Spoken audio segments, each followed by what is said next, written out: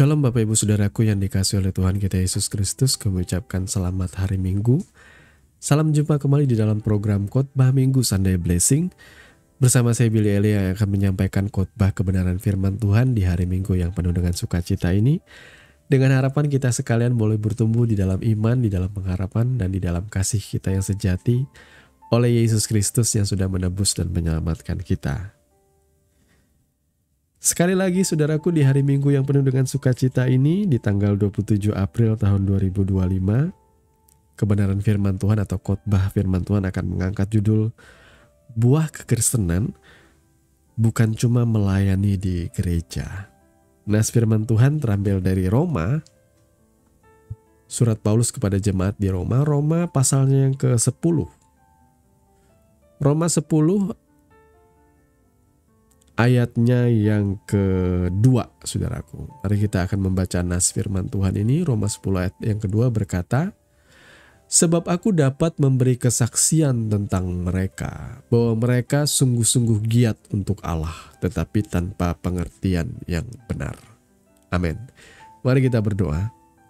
Bapa, di dalam nama Tuhan Yesus, saat ini kami mau merenungkan kebenaran firman-Mu Tuhan, yang akan mengajarkan kami hakikat atau esensi sejati dari menghasilkan buah kekristenan itu seperti apa, Tuhan.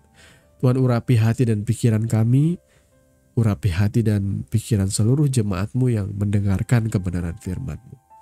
Biar kami dilepaskan, biar kami dilegakan, biar kami dibebaskan, dimerdekakan oleh kuasa firman-Mu, Tuhan. Di dalam nama Tuhan Yesus kami berdoa. Amin. Nah, Bapak Ibu Saudaraku yang dikasihi oleh Tuhan kita Yesus Kristus, saudara jangan terburu-buru curiga dengan judul daripada renungan kita kali ini. Buah kekristenan bukan cuma melayani di gereja. Saya kan bilang bukan cuma, saudara ya. Mungkin akan ada yang berang dengan judul ini, tetapi sekali lagi saya tidak bilang buah kekristenan bukan melayani di gereja. Saya bilang bukan cuma melayani di gereja. Karena jujurly, kata anak-anak sekarang jujurly ya. Honestly, saya pribadi juga terdidik di dalam pelayanan gereja. Semenjak saya bertobat di usia saya tepat 17 tahun, saya mulai mengenal Yesus, saya menerima Yesus menjadi Tuhan dan Juru Selamat pribadi. Dan setelah itu, saya digodok, saya dididik, saya diajar di dalam sebuah pelayanan, satu persekutuan ya, satu persekutuan doa yang waktu itu ya kita banyak anak-anak SMA, anak-anak kuliah, anak SMP juga banyak ya, sama-sama melayani pekerjaan Tuhan. Waktu itu bukan gereja, saudaraku, jadi sebuah persekutuan di mana kita dididik oleh Bapak rohani kita untuk melayani di sana. Mula-mula melayani menjadi tukang antar jemput jemaat, melayani menjadi tukang gelar karpet, tukang gulung karpet setelah ibadah, tukang sapu, tukang pel tempat ibadah. Kemudian setelah itu kita mulai pelan-pelan belajar melayani menjadi singer, menjadi choir, menjadi worship leader. Sampai akhirnya kita dididik untuk melayani orang-orang sakit, mendoakan orang-orang sakit. Baik itu ke rumah-rumah maupun ke rumah sakit tentunya, saudaraku ya. Melayani orang kerasukan setan, melayani orang yang mengalami pergumulan, yang butuh didoakan, yang butuh konseling dan sebagainya. Semuanya kita lakukan. Saya lakukan dari masa muda, saudaraku ya, kesemuanya itu. Dan setelah saya mulai life begins at 40 gitu ya, saya mulai mengalami yang namanya masa life begins at 40 ya, kehidupan setelah umur 40 tahun. Saya mulai merenungkan bahwa ternyata buah kekristenan itu bukan cuma melayani. Di dalam Alkitab saudara-saudara bisa ngelihat ya, para rasul pun mereka harus dimentorin oleh Yesus langsung. Mereka dididik, mereka berjalan bersama Yesus, mereka diajarkan bagaimana melayani juga. Tapi setelah itu, mereka juga diajar untuk diutus pergi berdua-berdua. Menginjil seperti itu. Kemudian akhirnya ketika Yesus mati, mereka kocar-kacir. Ketika Yesus bangkit, mereka dikumpulkan. Dan setelah hari Pentakosta, mereka menerima pencurahan Roh Kudus. Di situ mereka mulai diaspora, saudaraku ya. Mereka mulai terpisah sesuai dengan panggilan Tuhan. Ya, sesuai dengan beban Tuhan. Petrus mulai memberitakan Injil, mulai memberitakan kebenaran tentang Yesus Kristus. Rasul Paulus juga yang bertobat kemudian mulai memberitakan tentang Yesus Kristus. Saya nggak pengen orang-orang sok teu di luar sana bilang Rasul Paulus itu yang membawa kekristenan, bukan Yesus. Yesus itu membawa agama ini, dia bilang. Tetapi Rasul Paulus itu mengubah agama ini menjadi Kristen. Padahal nggak seperti itu. Kalau saudara orang Kristen dari dulu sampai sekarang kita baca kitab suci kita sudah melihat dengan jelas Paulus itu memberitakan tentang Yesus, bukan agama lain, saudaraku ya. Nah, Bapak Ibu saudaraku yang dikasihi oleh Tuhan kita Yesus Kristus, melayani itu boleh. Melayani itu memang adalah sesuatu yang penting, tetapi bukan segala-galanya. Jadi jangan pernah berpikir karena saudara sudah melayani di gereja, saudara tekun dan melakukannya dengan setia. Saudara jangan berpikir bahwa yang tidak melayani itu tidak selevel dengan engkau. Itu kadang-kala orang yang melayani di gereja, mereka merasa lumayan cukup eksklusif rasanya ya. Seperti ahli-ahli Taurat juga berpikir di dalam doa mereka, Tuhan aku berterima kasih karena aku tidak seperti si pemungut cukai itu. Kadang-kadang saudara merasa karena saudara sudah aktif dalam pelayanan di dalam gereja, saudara sudah setiap minggu dijadwalkan melayani entah jadi apa, bahkan untuk berkhotbah segala macam, saudara mulai berpikir bahwa secara kerohanian aku lebih daripada engkau. Apakah kenyataannya seperti itu? Yesus berkata dari buahnya lah kamu akan dikenal. Sekali lagi, buah kekristenan bukan cuma melayani di gereja. Ada orang-orang yang merasa bangga dengan pelayanan di gereja dan tidak salah dengan itu. Tapi ada orang-orang yang bilang bahwa melayani adalah sebuah kehormatan, bukan paksaan. Ya, kalau saudara memiliki panggilan seperti itu, silakan. Tapi tidak semua orang juga dipanggil untuk melayani di gereja. Yang penting, Yesus berkata bahwa engkau harus berbuah. Dan berbuah yang baik. Berbuah yang akhirnya buahnya itu memuliakan Tuhan. Berbuah yang utama ialah karaktermu mengalami keserupaan dengan Kristus. Ya, saudara bisa cek sendirilah. Muda-mudi yang sekarang melayani pekerjaan Tuhan. Apakah secara karakter dan kesucian hidupmu, engkau sudah hidup betul-betul kudus di hadapan Tuhan? Ya, who knows? Gak ada yang tahu. Engkau melayani dengan penuh semangat, penuh sukacita. Tapi di luar engkau melakukan seks bebas dengan pacarmu. Atau melakukan yang namanya perselingkuhan. Siapa yang tahu? Kelihatannya orang yang melayani itu bersih, baik-baik ya. Inilah yang saya bilang bahwa kita tidak bisa menjadi seperti orang Farisi yang atau ahli Taurat yang Yesus berkata engkau seperti kuburan. Di luar kelihatan putih bersih tetapi di dalam penuh dengan tulang belulang. Ini loh, saudara nggak boleh sok merasa paling rohani ketika engkau melayani di gereja. Sok merasa paling dipakai Tuhan, paling berkenan di hadapan Tuhan. Tapi Tuhan tahu. Dan engkau sendiri pun sebenarnya tahu. Engkau menyembunyikan kebusukan dalam hatimu. Ya. Saudara, sepanjang sejarah kita tahulah ada kisah-kisah miring mengenai rohaniwan-rohaniwan yang melayani di gereja, yang memberitakan Injil, memberitakan firman Tuhan. Ternyata sembari melayani mereka melakukan ada hal-hal yang kelam, termasuk melecehkan jemaat-jemaat wanita. Ya, ada yang pedofilia, menyukai cowok-cowok muda yang masih anak-anak, padahal dia cowok, ya. Kelakuan homoseksual dan sebagainya. Memang ini adalah oknum, tapi bukankah miris ya? Katanya melayani pekerjaan Tuhan. Tetapi saya juga memaklumi, dia juga manusia yang jatuh dalam dosa. Maka jangan pernah berpikir bahwa pelayanan itu bisa membuat kita dibenarkan. Karakter kita tuh harus disangkal. Harus ada yang sangkal diri, pikul salib, itu namanya pembentukan karakter. Dan kita harus bertekun dengan itu. Saya tidak merasa saya ini orang benar. Saya ngomong seperti ini sebenarnya ada banyak rahasia-rahasia kelam saya juga yang sebenarnya kotor di hadapan Tuhan.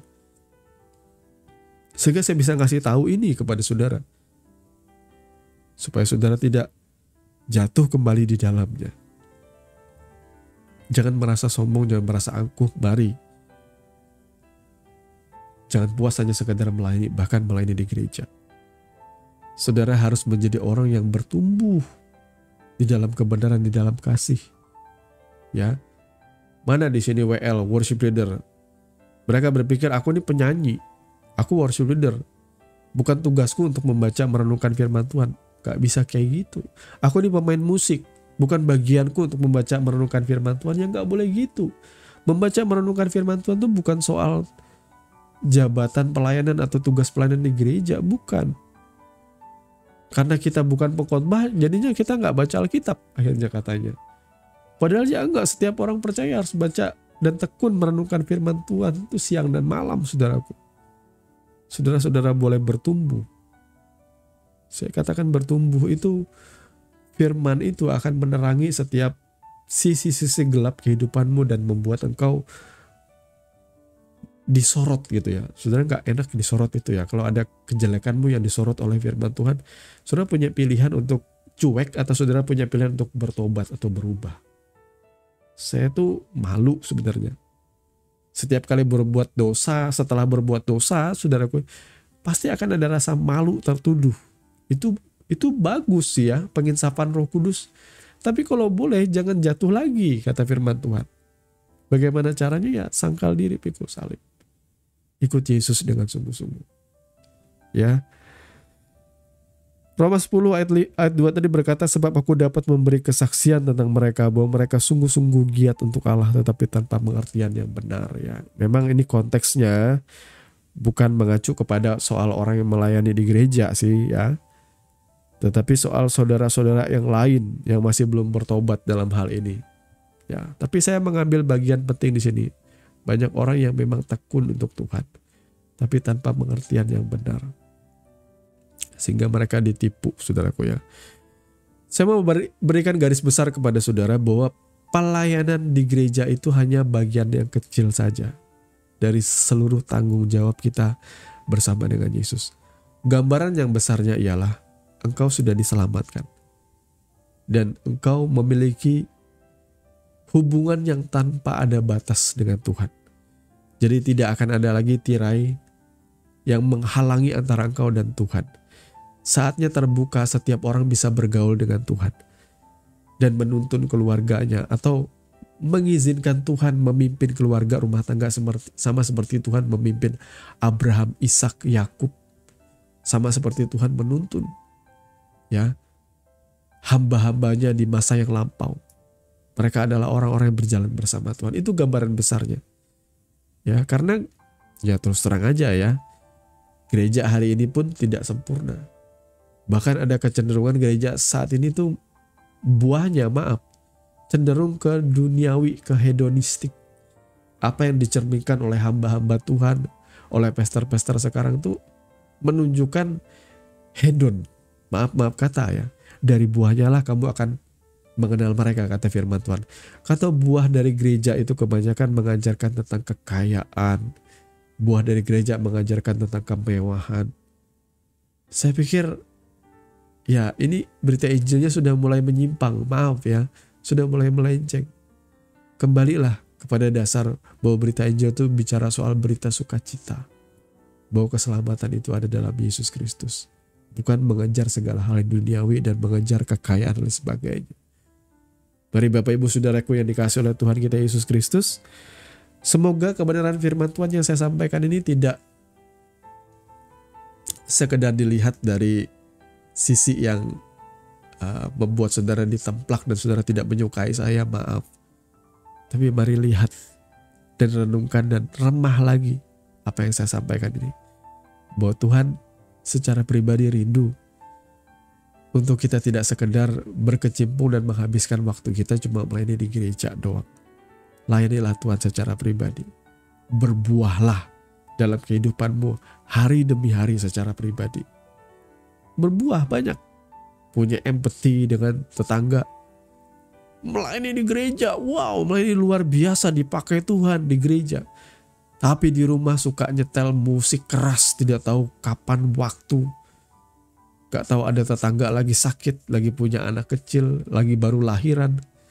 Nyetel musik keras-keras, suara bassnya mendegum-degum. Tapi setelah hari Minggu, hari Sabtu, Minggu ibadah, Sabtu ibadah youth, Minggu ibadah umum, masih tidak punya karakter, tidak punya empati. Bagi saya itu adalah batu sandungan, saudaraku ya. Ketika orang menempatkan pelayanan itu sebagai sebuah reason untuk dia merasa bahwa aku sudah memenuhi tanggung jawabku. Enggak, itu baru kecil aja. Mari bertumbuh, berbuah, karaktermu berubah, punya kasih, punya belas kasihan, punya hati yang mudah mengampuni, punya jiwa yang dimerdekakan, bisa menyangkal diri, memikul salib. Itu masih terlalu banyak PR kita, saudaraku ya. Saya waktu melayani, era saya melayani, ketemu muda-mudi ya di gereja, mereka sudah lama melayani. Tapi ketika dalam relasi, dalam berhubungan, terkadang bisa ada clash yang membuat tersinggung, marah, merajuk. Bagi saya, loh kamu kan lama melayani kok karakternya lembek sekali. Setelah saya renungkan, ya betul. Orang kebanyakan memang seperti itu, merasa bahwa kalau aku sudah melayani pekerjaan Tuhan, kalau aku sudah melayani gereja, ya sudah. Itu adalah panggilan yang utama. Padahal ya bukan itu. Masih jauh kita dari tujuan ilahi, saudaraku. Masih jauh perjalanan kita. Karena ujungnya atau puncak kesempurnaan kita tuh menjadi serupa dengan Yesus, saudaraku. Kalau saudara tidak memiliki keserupaan dengan Kristus Yesus, di dalam kasih, di dalam kebaikan, dalam pengorbanannya, dalam hal yang ia kerjakan itu, ya masih jauh berarti, saudaraku. Ya. Bapak Ibu saudaraku yang dikasih oleh Tuhan kita Yesus Kristus, itu saja kebenaran firman Tuhan yang bisa kami sampaikan di kesempatan kali ini. Kami berdoa supaya Bapak Ibu saudara senantiasa diberikan pengertian, diberikan ketekunan juga untuk bertumbuh di dalamnya. Mari kita sama-sama tundukkan kepala dan berdoa. Bapa, di dalam nama Tuhan Yesus, kami mengucap syukur untuk kebenaran firman-Mu. Dan saat ini kami berdoa Tuhan, agar hati dan pikiran kami dipenuhi oleh kuasa firman-Mu. Berbicaralah Bapa dalam kehidupan kami hari lepas hari, berikan kami damai, sejahtera dan sukacita, biar kelegaan, ketentraman tinggal tetap di dalam batin kami, membuat kami boleh menjalani hari-hari yang penuh sukacita. Tuhan, kami percaya melayani pekerjaan Engkau, melayani pekerjaan Tuhan di gereja, itu adalah sesuatu yang baik. Tetapi kami tidak cuma mau sampai di situ saja. Dalam kehidupan pribadi kami, dalam kehidupan sehari-hari, dalam rumah tangga, dalam pekerjaan, dimanapun kami berada Tuhan, biarlah kami boleh berbuah, buah-buah yang benar dan memuliakan Engkau. Terima kasih Bapa, jauhkan kesombongan dari hati kami, jauhkan rasa kemegahan yang semu. Biarlah kami tetap senantiasa menaruh pengharapan hanya kepadamu, berharap bersandar dan mengandalkan Engkau. Terpujilah namamu Bapa kekal selama-lamanya. Di dalam nama Tuhan Yesus kami berdoa. Amin. Bapak Ibu Saudara yang dikasihi oleh Tuhan kita Yesus Kristus, Anda baru saja mendengarkan kebenaran firman Tuhan yang kami percaya boleh menjadi dasar dan kekuatan di dalam setiap kehidupan saudara. Sampai bertemu di dalam renungan Sunday Blessing yang berikutnya. Kasih karunia di dalam Tuhan kita Yesus Kristus menyertai saudara sekalian. Shalom.